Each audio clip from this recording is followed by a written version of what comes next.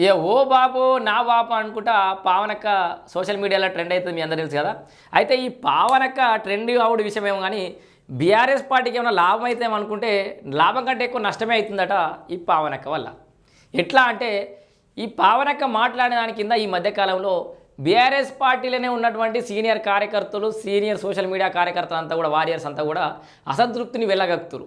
BRS పార్టీకి ఇది మంచి చేసిన కంటే కూడా నష్టం ఎక్కువ ఎత్తుంది ఈ పవన్ గౌడ్ గారి యొక్క పోస్టులు. విషయం ఏంటంటే ఇగో మీరు వెనక చూడొచ్చు, సోషల్ మీడియా వారియర్స్ను ప్రోత్సహించాల్సిందే కానీ ఇక ఆనాడైనా ఏడైనా మేమే కష్టపడ్డామని ఒకరు అంటారు.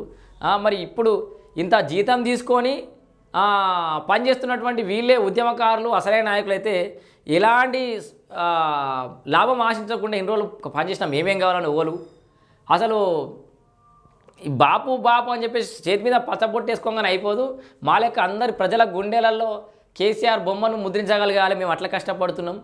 ఇది ఏంది కొత్తగా వచ్చిన ఈ సోషల్ మీడియా ఇన్ఫ్లుయెన్సర్ల ముందట ఏళ్ళకేళ్ళు జెండలు మోసిన మేము జూనియర్ లెక్క నిలబడాల్సి వస్తుందని ఇంకొక పాపం ఆమె ఆవేదనను కూడా వెలగక్కింది. జీవితంలో నటించలేక, నటనలో జీవించలేక, కొత్త కొత్త జిమ్ముక్కులతోటి రీల్స్ చేసే దమ్ము లేక అని పాపం ఆమె బాధపడ్డది. సో పావనక్క వల్ల బీఆర్ఎస్ పార్టీకి లాభం కంటే ఎక్కువ నష్టమే జరుగుతుంది. వాళ్ళ బీఆర్ఎస్ పార్టీ కార్యకర్తలే నెగిటివ్ కామెంట్లు పెడుతురు కింద.